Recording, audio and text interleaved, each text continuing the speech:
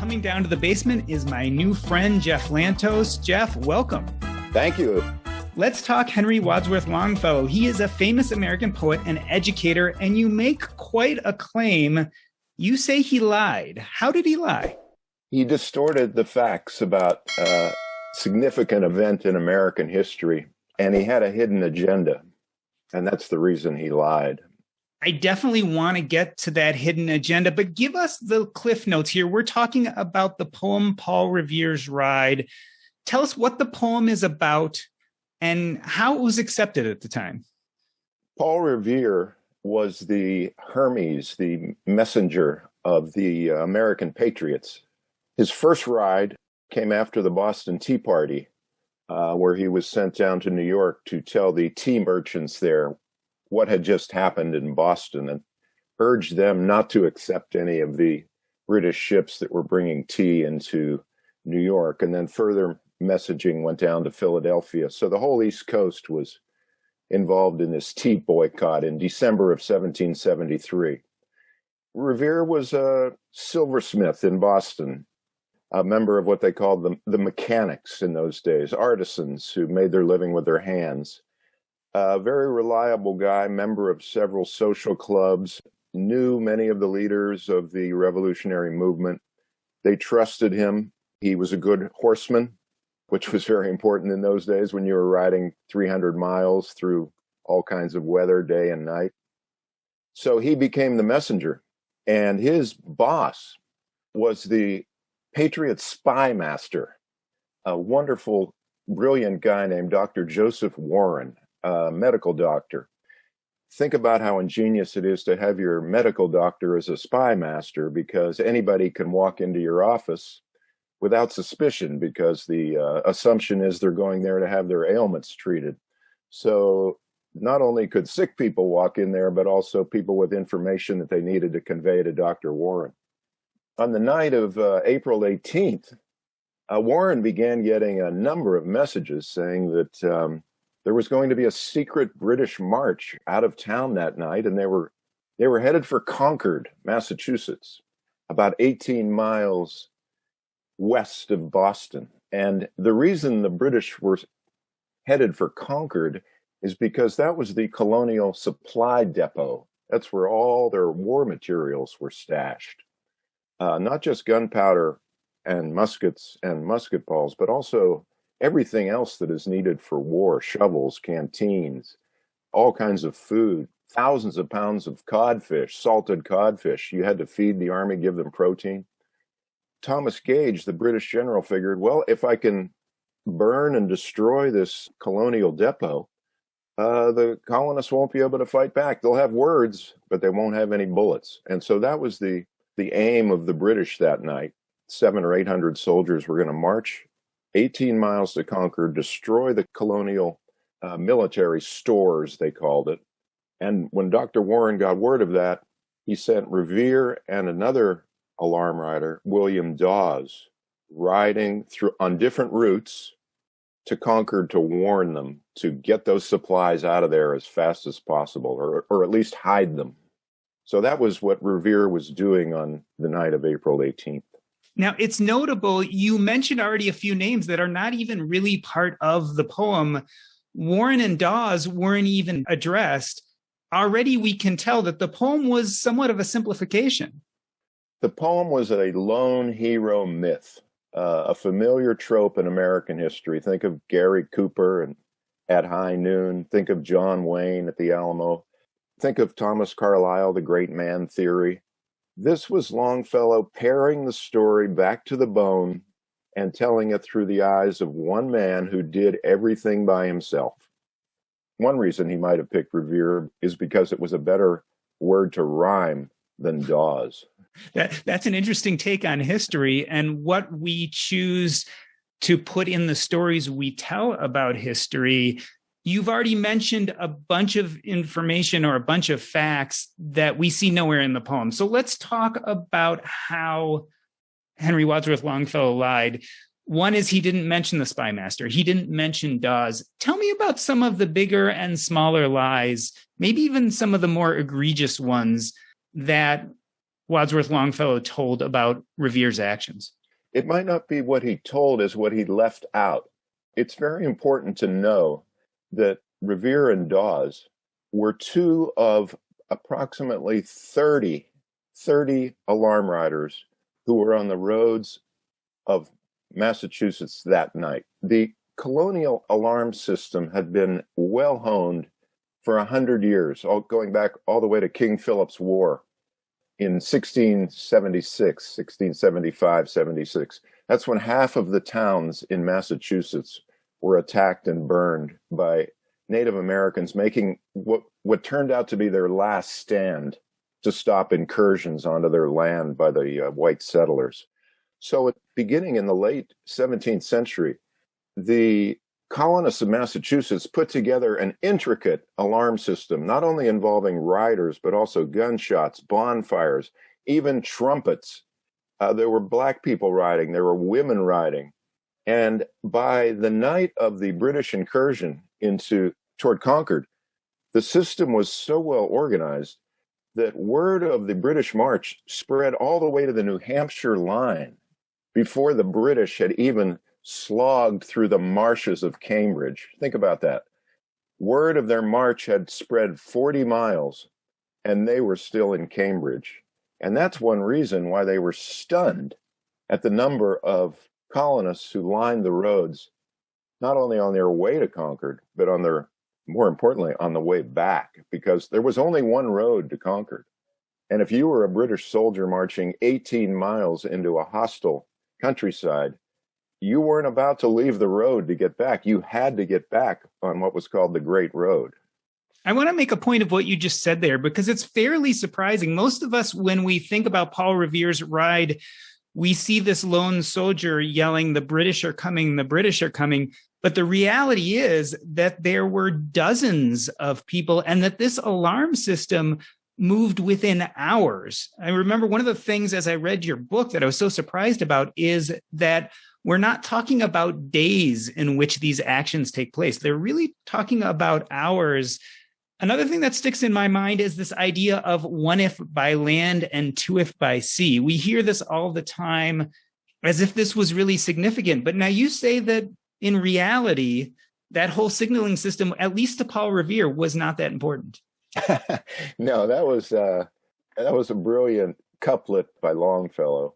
There was nothing iffy about it. There are a lot of ifs in that verse, and none of them apply because Revere already knew the British were going by sea because Dr. Warren had seen them climbing into their boats before he even called Revere. So Warren wandered down to the common where he could see the British boarding their boats. This was about 9:00 at night. He goes back to his house, sends his apprentice to go get Revere. Revere doesn't show up at Warren's till 10 p.m. By that time, Warren knows the British are going by sea. He tells Revere they're going by sea, and he also tells him that he'd already sent Dawes over the Boston Land Bridge 2 hours earlier. So Revere already knows another rider is heading toward Lexington and Concord. So it's probably suggested at that meeting that Revere should leave Boston by boat through the north end because Dawes had already left Boston by land over the south end. There was only one little bridge connecting Boston to the mainland. It was a peninsula, or an isthmus, as they called it. And there was a British guardhouse at the gate. At 9:00, they shut the gate. Nobody could get out of Boston by land. Dawes was one of the last ones out. According to some history books, he sort of faked being a drunken country bumpkin, so the guards at the gate would think, oh, this guy's no threat, we'll let him go. And you're saying as you couldn't get out, those lanterns were actually part of more of the early warning system to cities down the road, like Lexington, saying, hey, something's going on here, as opposed for it to be a message for Revere himself. The lanterns were meant to be sent to one city, Charleston, which is across the Charles River from Boston. So by the time Revere got to the Charleston side in his little rowboat, the Charleston patriots who met him at the beach, at the riverside, said, we saw the lanterns, because Revere gave the lantern assignment to two of his cronies. And they were the ones who went up to the top of the North Church and flashed those two lanterns, which meant the British were going by sea. But Revere already knew that. One of the wonderful things that, again, we hear here is this beautiful advanced warning system that almost in some ways feels like it's faster than modern day. Today, you get on the internet and you can talk to people within seconds. But even in colonial America, they were getting these important messages across incredibly quickly. Another quote unquote lie that I find really interesting is that Paul Revere never really made it to Concord, which is something that most people who read this poem would have no idea about. Yeah, that's probably Longfellow's most egregious lie. What happened was the British had patrols out that night. They knew about the efficiency of the colonial alarm system. You know, that's really the great subplot of this whole episode is the brilliant community organizing that the Patriots were able to put together here. This is really a story of when a community is able to organize, amazing things can happen. This is not a lone hero story. And that's often missed when kids read the poem and the teacher doesn't realize that this is really a story about the effectiveness of community organizing, grassroots community organizing. Because every time a rider got to a town, he would bump another rider like a pool ball off to the next town. And imagine the whole of Massachusetts, north, south, and east of Boston, looking like the arteries of your heart branching out. One town would hear it, and then suddenly another rider would head to the next town. So that's the hidden story. But Revere was arrested by a British patrol. The British patrols were sitting on all the choke points, all the intersections, waiting for these riders because they had their own intelligence network. Revere at that point had linked up with Dawes in Lexington, and he also linked up with a country doctor named Samuel Prescott, who just happened to be out visiting his girlfriend that night. Prescott lived in Concord, and his girlfriend lived in Lexington. So he was visiting her that night into the wee hours. So finally, around midnight, 12:30, he leaves his girlfriend's house, starts riding home to Concord. He's a country doctor, and he coincidentally, bumps into to Revere and Dawes, who were headed toward Concord as well. So they kind of suss him out and figure, they want to know what his politics are to make sure he's one of them. They find out, yes, he's a patriot, and they tell him what their mission is. And he says, fantastic, because I know everybody on this road as I treat them. So he's the one who goes up to all the doors because everybody recognizes him. Imagine someone knocks on your door at 1:30 in the morning. It's nice to see your doctor on the porch. So he helps them warn people between Lexington and Concord, which is about 6 miles, but they're about halfway. And sure enough, they run into one of these British patrols who are sitting at a choke point along the road. Revere, and this was cut from his 3 memoirs. Revere says, "Let's go at him. There are only 2 of them. There are 3 of us. We'll ride right at him. We'll knock him out of the way, and we'll continue." So they charge them. They're ready for a fight, Revere, Dawes, and Prescott. But there are 6 other British soldiers hiding in the woods. And as soon as the colonists come toward them, the others merge onto the road, and the colonists are outnumbered and they're arrested about 3 miles away from Concord. At that point, Revere is taken prisoner. His ride is over. But Prescott is on a fresh horse, and he gives a giddy up and breaks through, and he also knows the back roads. So he doesn't have to take the main road into Concord. He knows the territory. So he's the one who actually warns Concord. So it sounds like Revere was not nearly as big a figure as Longfellow made him out to be. Was anyone talking about Revere after 1775? Was he in the press, or were people having this discussion about a big role Revere played in the 1800s? There's no mention of the midnight ride in his obituary. The Patriots, after the war, were not eager to get this story out because Revere was doing something illegal, as were all the alarm riders. They were defying the curfew, and they were defying the ruling authorities.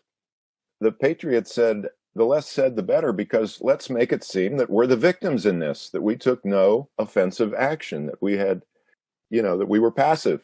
Let's let that story continue to percolate. It was the PR campaign. And all the people who testified about what happened that night were prepped to say the same thing. It was naked British aggression.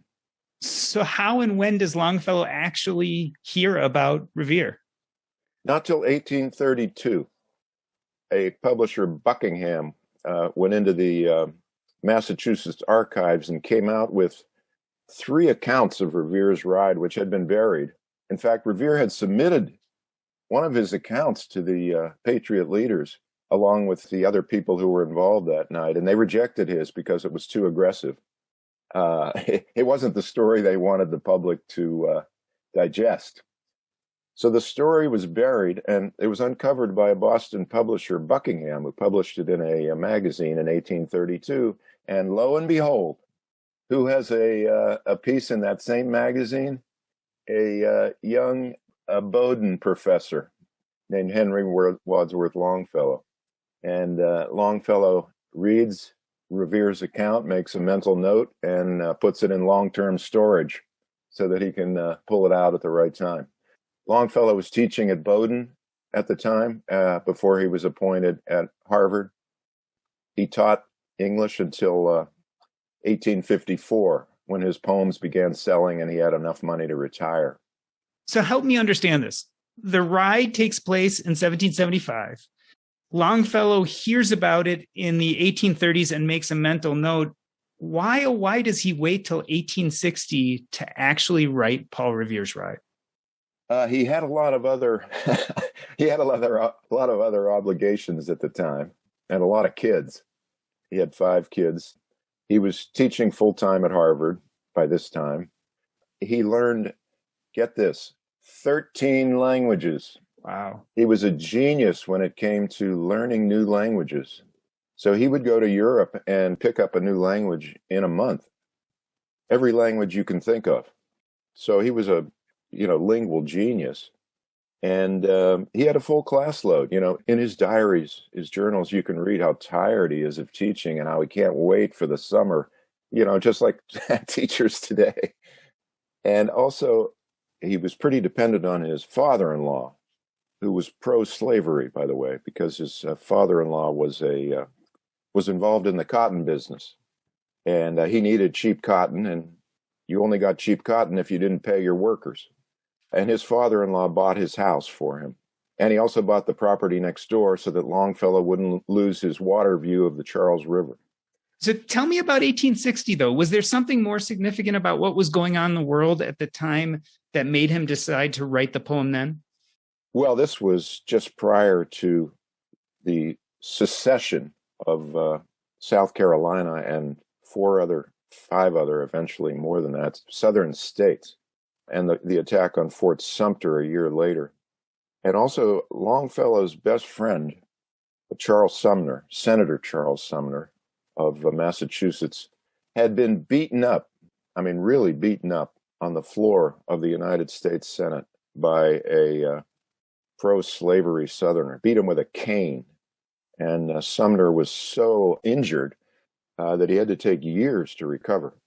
And that was a terrible blow, not obviously for Sumner, but for Longfellow too, because they used to see each other once a week. They loved their discussions. And Sumner was a fiery abolitionist. And he was pleading with Longfellow to say something about this.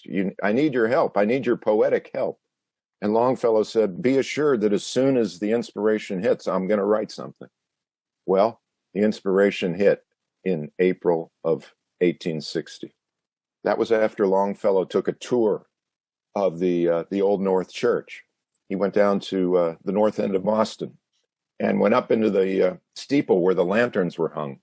And the next day, he began the poem. So what you're saying is that Longfellow wrote the poem more about what was happening in modern day and less about what was happening in 1775. What was he hoping to do with the poem? He was hoping to inspire the northern states to get engaged and take on the South over the issue of slavery. He was a fierce abolitionist, Longfellow. He wrote poems against slavery way back in 1842, but his personality was such that he had trouble getting down into the mud like Sumner.